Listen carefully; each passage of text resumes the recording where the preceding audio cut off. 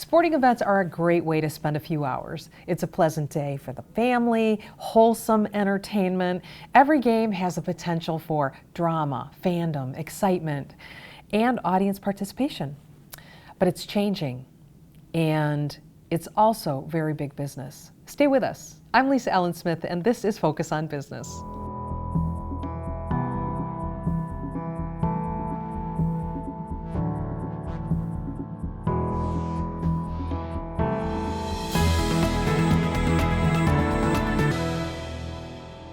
Hi, I'm Sarah Miller, Vice President of Marketing and Strategic Communications at the Small Business Association of Michigan.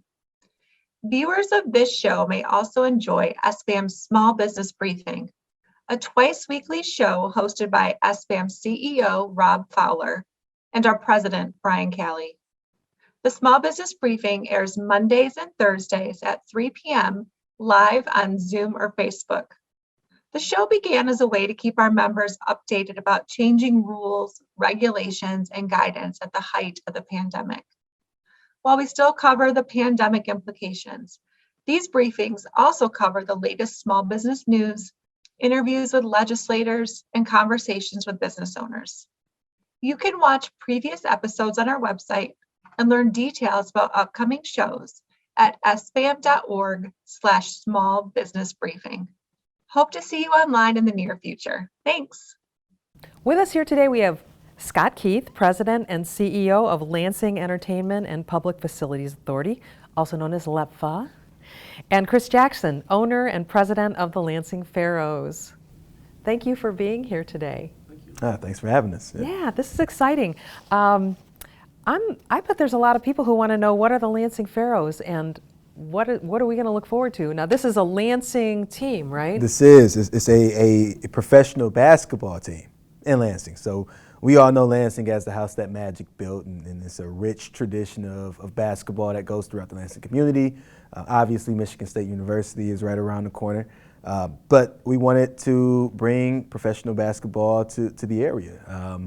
While we love our Detroit Pistons, sometimes it's a hike. There's a lot going on, especially if you have a family. It gets a little expensive. So for us, it was an opportunity to say, hey, we can provide some competitive professional basketball locally and continue to build on that rich tradition. So here we are with the Lansing Pharaohs. We'll be starting in March of 2022. Actually is when tip-off is going to be. Ultimately, we are a part of the TBL, the basketball league. It's a league that is in multiple states, but 30 teams around the country right now. And so looking forward to the next season. So happy to be here. Well, welcome. Yeah, what a Thank you. gem in our Lansing area here. That's where I live. So yeah, that's terrific. Now, where are you going to play? We're going to be playing at the Don Johnson Fieldhouse, Lansing Eastern, right? Okay. So looking forward to that, 3,200 capacity, so we'll be able to fit everybody in the community who wants to come. Yeah. So speaking of venues, we have Scott Keith here, who has been with the LEPFA for some time. And why don't you talk about what you do rather than have me talk about it? Oh, it's always a challenge to explain what I do. But we manage the Lansing Center, Jackson Field, Groesbeck Golf Course, and then we're involved in a lot of events and activities around the community. So Silver Bells in the City is fast approaching, Common Ground concert series. So a lot of activities. And in those venues, we obviously host the Lansing Lug Nuts, the pride of Lansing, their 25th season of minor league baseball, and Groesbeck Golf Course, which is the last municipal golf course in the area. And then in the Lansing Center, we actually host a lot of sports activities too. We've been a host of one of the largest youth wrestling tournaments for a number of years now. And on top of that, we have volleyball. We've had archery competitions inside the building. So it's a blank box to host sporting events as well. Well, I have to say, the Lansing Lug Nuts, when I moved here in the 90s, the stadium was going up for the Lansing Lug Nuts. The naming had just happened, and it was all the rage, even in Japan, all over the country. People were buying lug nut gear, and it was such an exciting name because it wasn't like the Lansing Senators or, the Congressman of Lansing, whatever. It was the Lug Nuts about the car business, and it's so fun and quirky and geeky, and that we all embraced it. And the excitement over having a minor league baseball team here with a stadium that took out what really was a quarter that was a little bit rough has changed the face of the community in so many ways. And this is really a community business. It's big business. It's exciting. There's a lot of revenue there, a lot of passion, but it's business. So let's talk a minute about that, because it's business that benefits community. Well, at least for me, as a first-time team owner, let me say, for me, a lot of it used to be about entertainment, right? So I had to shift from being entertained to understanding the business of the entertainment of sports, right? Which is a totally different mindset altogether. And so the benefit, though, is even in the traditional way of doing sports, prior to all of the streaming services and access to it via social media and TV, even in traditional models, there is a likelihood, because I think that sports are the industry that brings all other industries together, right? And so when it comes to families, businesses, the people who businesses want to reach in communities generally are at sports games being entertained, right? And so for a long time, and I think for the future, even moving forward, there's going to be an opportunity for businesses to probably gain more money by way of advertising and marketing by way of entertainment, opposed to some of the more traditional models. Not that the traditional models don't work anymore, but there's something to be said about having access, in our case, to 3,200 pairs of eyeballs that you otherwise may not have had access to. So corporate partnerships are really important, for our success, but I like to think that if you have the opportunity in the community, it can be just as important for a business success. Well, and we talk about economic impact in what we do all the time. And sports venues and venues in general for entertainment purposes or sports purposes generate significant economic impact into the community. So when we host a sporting activity in our community, you're bringing dollars from outside the community into the community. People stay overnight, they spend dollars at restaurants, they are purchasing merchandise, food, gas to go back home. The lug nuts themselves are about, on a normal year, about $12 million of economic impact to our community. But sports overall, particularly youth sports, tournaments, events, are about $60 million in economic impact dollars coming into our community. That also is jobs. When you look at the lug nuts and how they host an event, they have to bring in bartenders, they have to bring in ticket takers, grounds crew. And those are all jobs in our community that are very important for success. And then the spin-offs, I love to point out that. So when you come to a Lug Nuts game, sometimes you pay for parking at a side business, or you go to dinner or drinks afterwards. Those are, again, economic impacts. When you talk about the fact that, you remember when the stadium was built, now look what's happened around the stadium. We have a Market Meyer Market. We have a hotel. We have some additional bars and restaurants. And so all those things come up, and, the stadium is part of that support. There are apartments on either side, the front and the back of that and behind venue. Yeah, there are. It's just an amazing transformation of downtown, and this is positive stuff. I have to say, my youngest, who now has a master's degree in New York City, one of the first jobs was at the stadium, serving, ice cream at games or something. Dippin' Dots. Oh my goodness, it was so much fun. They had some rowdy, rude customers, and they saw amazing things all in the community. It was just really a wonderful experience for them. So yeah, I hear what you're saying. There's also educational things that happen around sports. Mm-hmm. You're saying tournaments and things, but oftentimes there are camps and Absolutely. and values that are instilled with teams, and the players themselves go out into the community, and you might follow these folks, but then they become your mentors, and they're really making an impression on the lives of the community, the children and the parents and stuff. So I thought the Lug Nut experience, I was actually in radio and we carried the Lug Nut games, and just the excitement was incredible. So I hope that you're experiencing that same thing. I am a business owner now. I'm not really in that world, but I'm so excited to have you here. Oh, can I speak to the education right quick? Yeah, I'd That's love all for right? you to, please. So for us, we understand the league in its totality, but especially given where we fall in terms of tier of competition, right? Similar to the Lug Nuts, we're probably would be classed as AA, even though that doesn't exist in basketball terms necessarily. And so for us, we're giving away 50 to 100 tickets per game in partnership with the school district. The Lansing School District has allowed us to use the Don Johnson Fieldhouse, and so building on what you were saying, for sure there will be mandates for our staff and our players to actually engage in the community, because without the community at this level of competition, we can't be successful either, right? We don't have the marketing dollars that the NBA has or that the G League has. And so it's going to be a cool opportunity for us, and there's another opportunity for corporate partners, right? Because no matter what, the school is going to use the tickets for incentivizing or other types of things, right? And so if we can partner with corporations and say, why don't you sponsor 100 kids, right, to be able to come to our arena, Don Johnson, the day of the game, and we'll announce you and make sure everybody knows what the partnership was. As a matter of fact, when the players go to a pep rally or something of that nature, why don't you come with us and talk about your industry to the kids in a way that they may not have heard it because they're looking up to a pro player opposed to just hearing it from an adult. So the education aspect is really important. I agree. Yeah, the whole thing is just a wholesome, fun. I mean, family friendly. What's a ticket cost?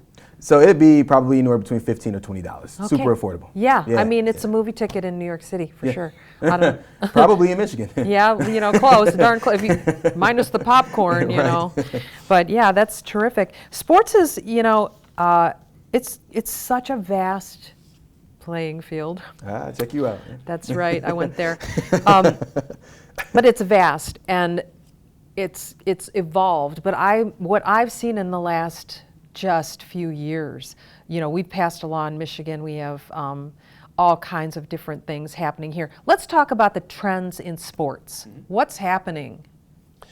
Well, I first of all am amazed. You're right. Non-traditional sports are taking off. Particularly Gen Zers are looking at just things that we wouldn't normally look at. So esports has exploded, and COVID has probably helped that a little bit, right? People are sitting at home, they're learning to play games, they're watching. But I'll tell you that esports have grown, I think it's 60-some% in the last year. Millions of people are not only participating, but watching others participate. So that's a whole nother realm. I recently went up to Alma College. They have an esports league. They have a team, a college team that participates.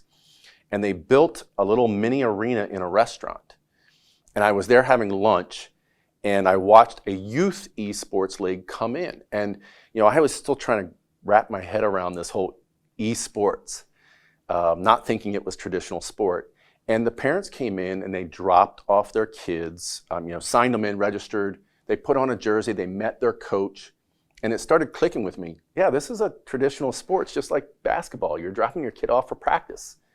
And what's different? And so I think we have to embrace these non-traditional sports. When you talk about non-traditional sports, you look on TV, you're seeing cornhole on TV, you're seeing competitive tag.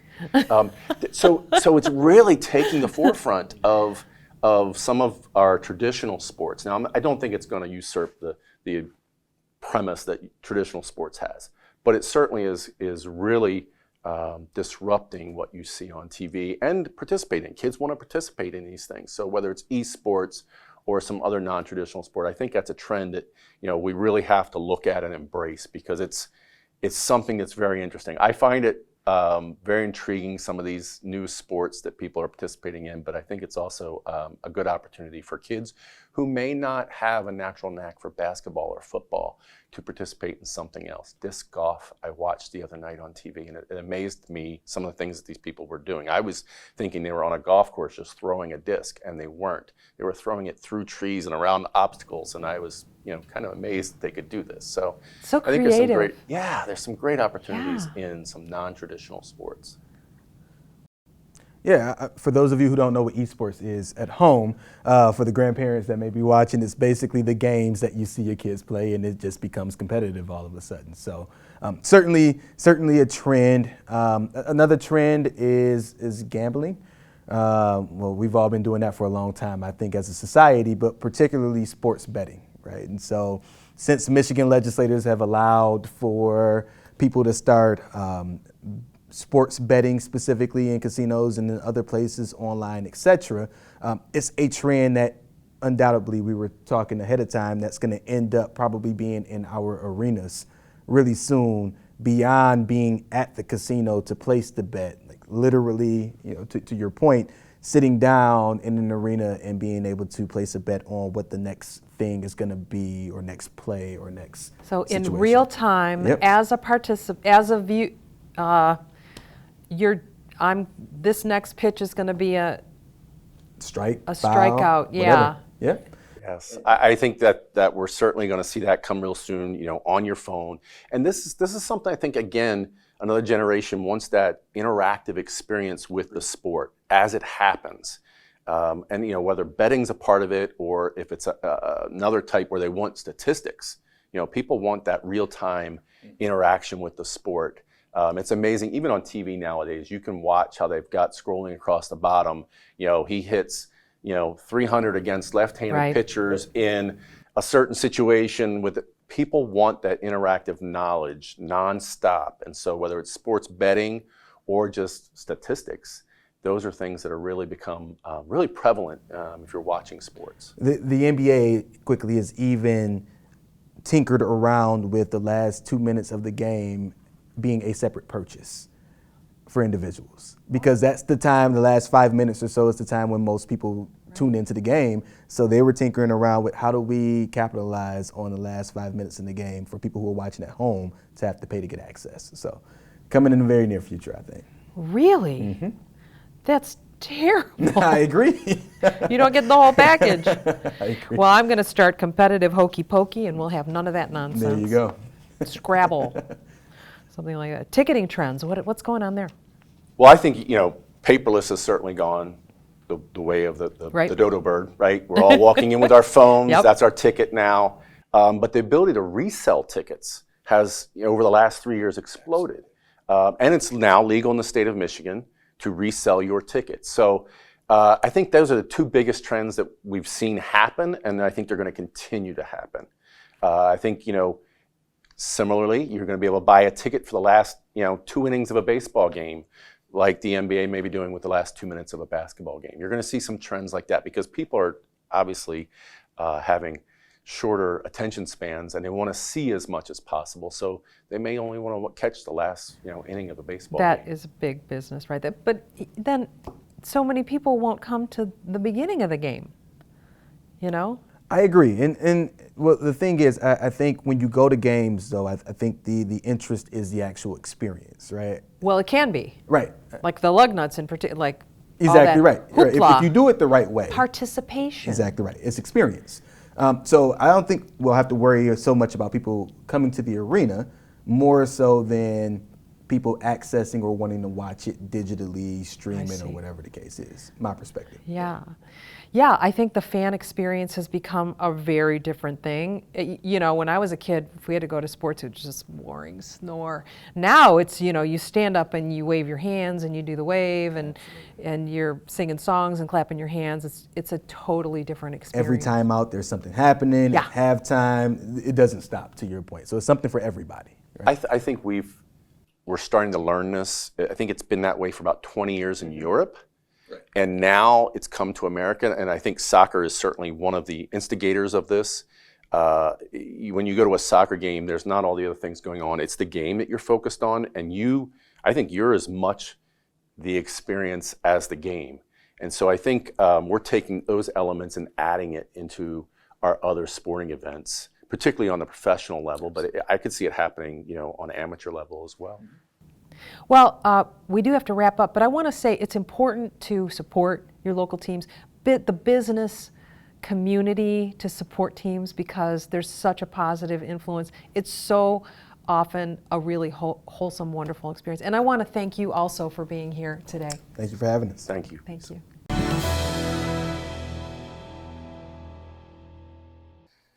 I'm attorney Richard Craig Krause.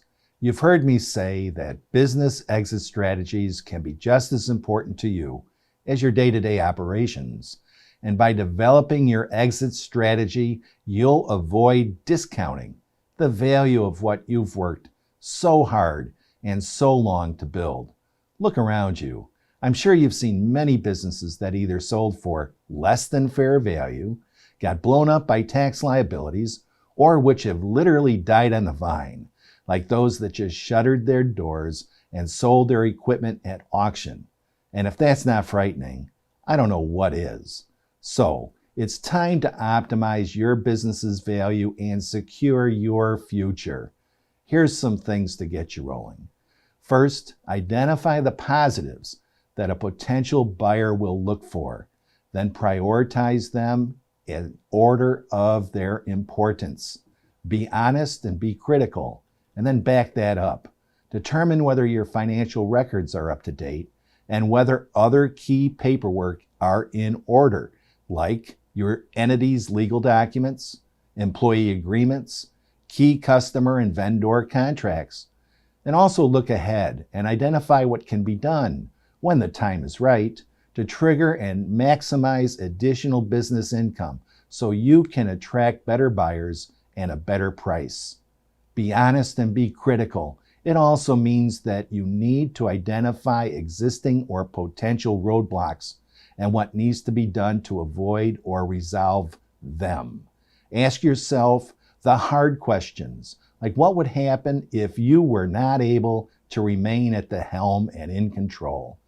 Next, it's time for you to get the experienced advice so that you can build from there. Over the next several weeks, I will be discussing the key features of structuring exit strategies and will actually address them in greater detail during full programs devoted to these issues. Those programs will feature experts who contribute to finalizing an exit strategy that is honed to your objectives and your needs. You have a 5P obligation to yourself, and Kingmaker Business helps you achieve it. Proper preparation prevents poor performance. And what have you done today to accomplish that? I'm attorney Richard Craig Krause, the taxpayer's voice, speaking for Kingmaker Business. Talk to us. This is about you. Focus on Tax, brought to you by Krause, Bangs, and Associates PC.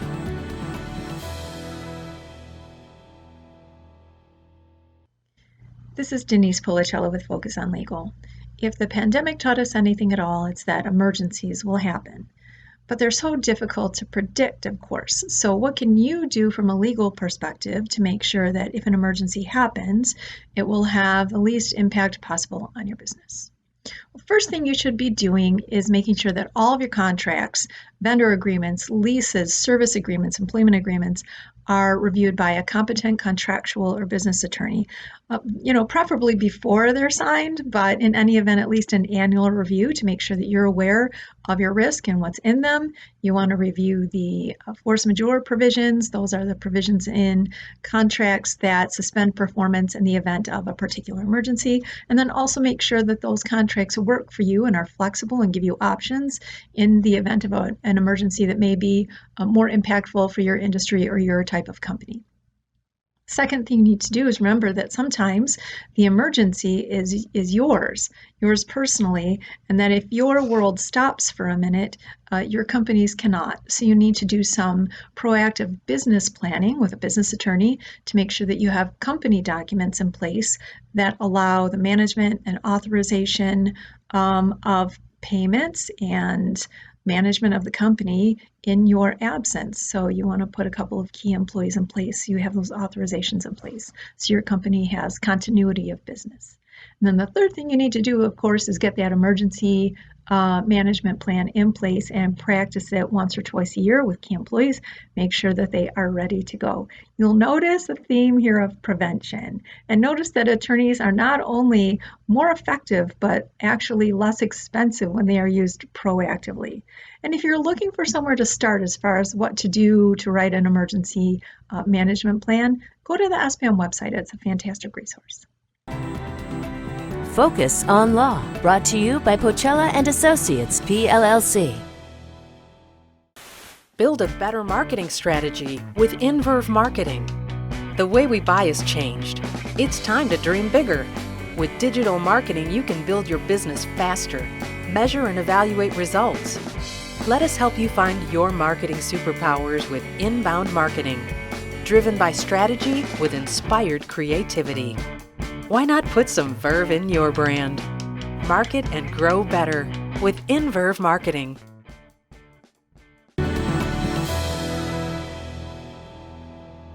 Hi, I'm Katie from Cedar River Insurance. At this point, I think that business owners, decision makers across all organizations are pretty tired of hearing about the reality of cybersecurity. And I hate to beat a dead horse, but the piece of cyber insurance is so crucial. You need to make sure that your organization has a solid cyber insurance strategy. Cyber insurance is not just laden within your business owner's policy. You need to seek out cyber insurance, and there are several layers that you want to make sure you're looking for. Especially one, if you are a cloud-based business or you use the cloud at all, there are real limitations to the amount of insurance available to protect you if the cloud has been compromised. So make sure you're addressing that within your strategy. You might also think that because you don't host or retain customer PII that you don't need good cybersecurity insurance, but think about how your business uses technology. If your systems are locked and you can't process customer payments for a day, 2 days, 3 days, a week, what kind of lost revenue are you looking at? This is an area that good cybersecurity insurance can address too. Also, the cost of data reconstitution. So think about, even if you have a good backup, it's possible to lose upwards of 20% of your company's data if you have a cyber attack. So there's tremendous cost associated with reconstituting data. And your cyber insurance strategy is a huge part of making sure that you're financially solvent again. Also, realize that your cyber insurance company has a real vested interest in minimizing the amount of loss that you sustain. So as soon as you're hit with a cyber attack, your insurance company is one of the first partners you want to bring in, because they are the ones who are going to have lines of communication to pay hackers if that's the case, but also bring in experts to mitigate the loss that you're sustaining. So don't neglect the cyber insurance piece of your total insurance strategy. I'm Katie with Cedar River Insurance. Thanks.